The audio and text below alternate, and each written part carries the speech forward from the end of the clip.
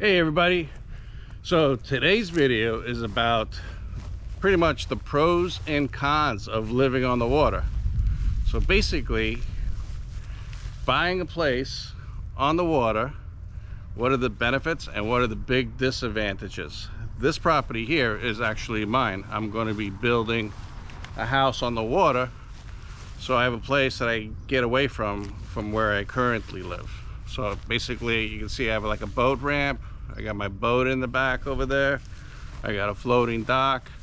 So it's pretty cool, you know, and I'm enjoying it, but I'm realizing there's some cons to doing this also. So here we go. So one of the pros is it's relaxing.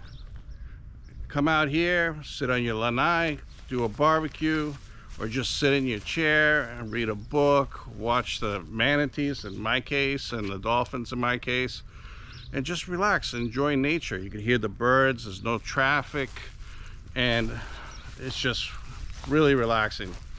So it's the atmosphere and just the whole feeling of just being on the water. It feels like you're being on vacation when you're not on vacation, because you're just getting to see everything in a nice relaxing way. It's kind of stress-free when sitting out here. All right, pro 2 of living on the water. Water activities, fishing, skiing, boating, snorkeling, everything. If you like the water, living on the water is the perfect situation, because you could jump on your boat and you're out doing your activity within minutes. You don't have to trailer your boat or rent a boat or wait in a boat ramp line to launch it. You just have your boat in your backyard. So while you're cooking dinner, you can be looking at your boat and getting it ready for the next day. That's a pretty big pro, because by the time, you know, before I had this property, by the time I got the boat ready, you know, got to the boat ramp, waited till I launched it, find parking for my truck with the trailer, and then getting out, I killed a good 2 hours. So having your boat in your backyard so you just go out is a big pro. And I'm going to be talking about negative stuff too, but let's go over some positive stuff first. Pro number 3 is basically, most houses on the water, you have some privacy in your backyard. So you really can't have anybody in your backyard peeking in, because there's water there. So privacy, you know, seclusion is a big thing when it comes to living on the water, because especially if you're just facing directly the Gulf, your backyard, or the ocean, there's nobody there to look at you or watch you. So seclusion, privacy is a really big benefit of living on the water. The other pro is the values. Values seem to stay high when you're living on the water. People pay a premium to have access to the waterways. So, and I'm not talking about a little bit of, you know, prime. I'm talking about houses that would normally go for $250,000, at least in this area that are inland, would go for over $500,000 if they're right on the water. So location. So the values definitely you know, they keep better than houses that aren't on the water. All right, let's do a big con living on the water. Hurricanes, storms. You have to be prepared to evacuate, because if you're living on the water, the chance of you flooding out or getting hit much harder than somebody inland is much greater. There's nothing to block the wind and the water coming up and hitting your house. So storms are a big thing, because like in this area, anybody that's along the seashore like this, you know, if a hurricane comes, it's mandatory evacuation, you know. And if you stay and something happens and you're in trouble and you can't get out, nobody's going to come and rescue you. So you have to consider that. If you're worried about hurricanes and storms and water flooding and all that stuff, living on the water might not be for you. Here's another con of living on the water that I'm learning the hard way. Insurance for your house on the water is priced ridiculous. Even if you're lucky to find an insurance company that will even take you in the first place, I'm talking about double the cost of a same house inland. So even though like the house that I'm going to build here is going to be 18 feet on stilts, they're still requiring me to get flood insurance. I'm saying just the flood, my quotes were $3,500 to $4,000 just for flood. And probably homeowners insurance is probably going to be another $6,000. So you're talking about 10 grand a year just in insurance.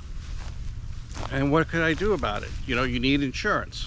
Yeah, if you don't have a mortgage, you technically don't need insurance, but do you really want to build a whole house and not have insurance? So it's something that we weren't expecting, because we figured since we're going to be building and we're going to be 18 feet up in the air, like that house across, you see that house? So if the water rises to 18, 19 feet, we have bigger problems to worry about than the house, because Florida will be flooded. So, but yeah, insurance costs with flood could be anywhere from $7,000 to $10,000. So it's something we're going to have to bite the bullet and just buy, especially if we have a mortgage. Another con of building on the water, at least building, is that you have to, the construction cost is ridiculous, because you have to build 18 feet above ground. So first of all, they have to put pylons down and stilts down to bedrock or whatever's down there that could support the pylons. And then they got to build it up to 18 feet, and then they have to bring a crane in, and if you do it a modular, lift the modular and put it up there, or if a stick built, you know, they have to build it up in the air, which increases the cost dramatically. So just for our pylons, you know, again, all the site work prepped and everything, we're looking at around 50,000 bucks. If anybody else has any suggestions for me on that one, please let me know in the comments. So yeah, construction cost is ridiculous. So let's recap a little bit. Cons: insurance cost is ridiculous. Construction cost is ridiculous. You know, those two things. The cost just to get everything, anyways, it's just the cost of everything. Living on the water, you're paying a premium. I mean, is it worth it?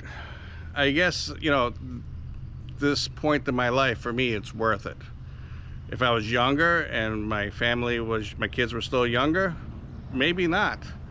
But since, you know, we're only here for a short period of time, I said, screw it, let's just do it and let's just build it, you know. And but it's not cheap. It's really not cheap. But the pros are, it's relaxing. I love fishing. I love being on the water. I love the idea of just being able to jump on my boat and just turn the key and go out, watch the sunset, and then come back and just park it and just go inside and go relax. So, I mean, that's a big plus for me. So, all right, here's a tip. If you're buying a house on the water, if you could buy it on stilts, or make sure it's not like only 2 or 3 feet above sea level, that's going to be a big no-no in my opinion, because eventually you will get flooded. Not if, you will. It may take us some time, but eventually a storm will hit you or a surge will hit you and you will get flooded.